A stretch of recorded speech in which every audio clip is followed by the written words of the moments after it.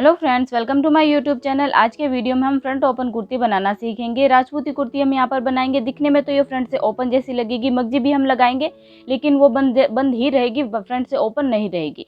ठीक है, तो चलिए हम अपना वीडियो स्टार्ट करते हैं। इसमें कुछ डिज़ाइन इस तरीके से दे रखी कि बीच में थोड़ी जगह है, तो हमने सोचा हम फ्रंट से ओपन कुर्ती बना देते हैं। तो सबसे पहले आपको देखना है कि आपको गले की लंबाई कितनी रखनी है। मुझे यहाँ पर 10 इंच रखनी है, तो मैं गले की डिज़ाइन से 10 इंच ऊपर इंच टेप रखूँगी और फिर लंबाई नापूंगी। तो लंबाई यहाँ पर कुर्ती की 27 इंच की बनेगी, तो हमें 27.5 इंच की कुर्ती निकालनी होगी। कुर्ती हमारे हिसाब से नहीं बनेगी, वर्क के हिसाब से लंबाई हमें रखनी होगी। फ्रंट पार्ट आगे से वहाँ से होगा, बैक पार्ट और कुर्ती की स्लीव्स जो है यहाँ से होगी, दूसरे कपड़े में से, यानी कि 2 कलर का कपड़ा आया। अस्तर का फैब्रिक के साथ में सिल्क वाला और मगजी का फैब्रिक इसमें अलग से आया है।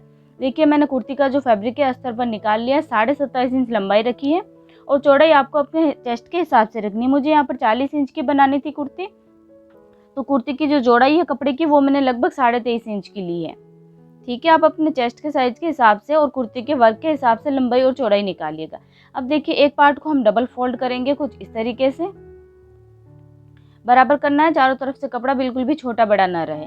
फिर दूसरे वाले पार्ट को भी हम इसी तरीके से डबल करेंगे और इसके ऊपर रख देंगे। इस वीडियो में मैं आपको पूरी कटिंग करके दिखाने वाली हूँ, फुल डिटेल के साथ, जिससे कि आपकी कुर्ती बिल्कुल भी खराब नहीं होगी, एकदम सही से बन जाएगी। तो आप वीडियो को एंड तक जरूर देखिएगा। ठीक है, दोनों पार्ट्स को इस तरीके से बराबर रख देना है, चारों तरफ से कपड़ा बराबर करते हुए। अब या तो आप गला को मार्किंग कर सकते हो या फिर इस तरीके से अगर आपके पास कोई फर्मा हो तो आप उससे भी कटिंग कर सकते हो। ठीक है, लेंथ हमने रखी है 10 इंच की, चौड़ाई लगभग 4.5 इंच की रहेगी। आप अपने हिसाब से रखिएगा, लंबाई और चेस्ट के साइज के हिसाब से गले की चौड़ाई कटिंग करनी है। मैं यहाँ पर आपको 40 इंच के हिसाब से बता रही हूँ। फिर हम गले की कटिंग कर लेंगे, सिर्फ एक पार्ट पर कीजिएगा।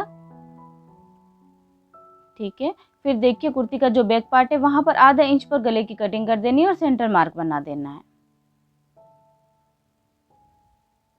अब हम तीरे का निशान लगाएंगे। शोल्डर्स की चौड़ाई लेनी है हमें 7.5 इंच की और हाफ इंच हमें शोल्डर्स डाउन कर देने हैं। डाउन करना बहुत जरूरी है। अब ये जो निशान लगा है इससे नीचे 7.5 इंच लंबाई पर निशान लगाना है आर्म होल की लंबाई के लिए। यहाँ से भी 7.5 इंच ही रखना है। एक बॉक्स बना लीजिए, फिर इसमें गोलाई दे दीजिए लगभग 1 इंच पर, कुछ इस तरीके से। ठीक है, अब इनकी हम कटिंग कर लेते हैं। उसके बाद फ्रंट के जो आर्म होल रहेंगे उनकी हमें ज़्यादा कटिंग करनी होगी, वरना कुर्ती जो है स्लीव्स की तरफ से, आर्म होल की तरफ से खिंची खिंची रहती है और गला भी सही नहीं रहता है। तो फ्रंट के आर्म होल की ज़्यादा कटिंग करना भी जरूरी है। यहाँ से भी कट कर दीजिए। अब देखिए, जो कपड़ा इतना मार्जिन में जाएगा इसे हमें बिल्कुल भी नहीं कट करना है और यहाँ से 5.5 इंच पर निशान लगाना है, यानी कि हमें यहाँ पर गोलाई देनी है। मेन पॉइंट यही रहेगा। 1.5 इंच अंदर की तरफ ले लीजिए और यहाँ से देखिए आर्म होल ड्रॉ करना शुरू कीजिए, जो हमने निशान लगाया वहाँ से। जो कपड़ा साइड में मार्जिन में जाएगा वो भी बिल्कुल नहीं कटेगा और ऊपर की तरफ भी मार्जिन का कपड़ा नहीं कटेगा। हल्की सी बीच में गोलाई आनी चाहिए, कुछ इस तरीके से। देखिए आप, ठीक है, गोलाई आप अच्छे से रखिएगा। फिर हम कुर्ती के साइड की चाक का निशान लगा लेते हैं। ठीक है, आधा इंच अंदर की तरफ लेते हुए नीचे की तरफ स्ट्रेट कट कर देना है। ये तो हो गई नॉर्मल कुर्ती की कटिंग, जैसे हम हमेशा करते हैं। इसमें कोई भी एक्स्ट्रा कपड़ा हमें नहीं लेना है फ्रंट से अलग से कटिंग करने के लिए भी, क्योंकि मगजी आएगी तो वो वापस से बराबर हो जाता है। तो हमें क्या करना है, देखिए यहाँ से इसे बीच में से कट कर देना है।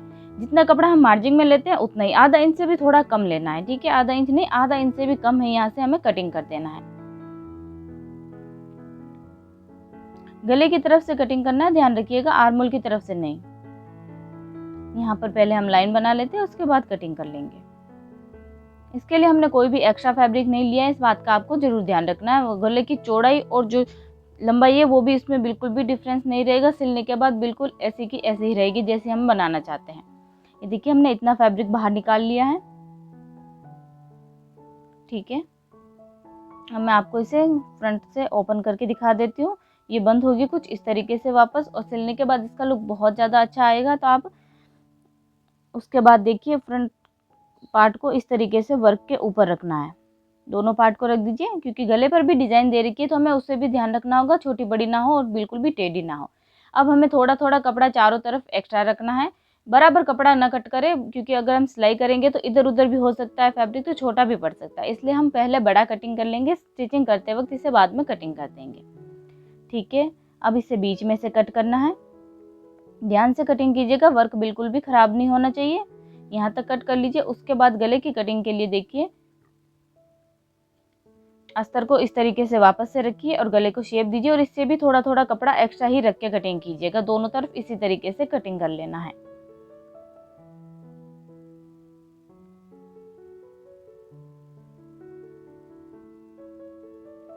ठीक है, ये तो कुर्ती का फ्रंट पार्ट कट गया। अब बैक पार्ट के लिए हमने ये वाला फैब्रिक लेना है। 2 कलर का आया क्योंकि लहंगे में भी 2 कलर हैं। तो आपको फ्रंट वाले कपड़े में से बिल्कुल भी कपड़ा भी नहीं बचा है, तो हमें बैक पार्ट में से ही बनाना होगा। सॉरी, दूसरे वाले कपड़े में ही बैक पार्ट बनाना होगा।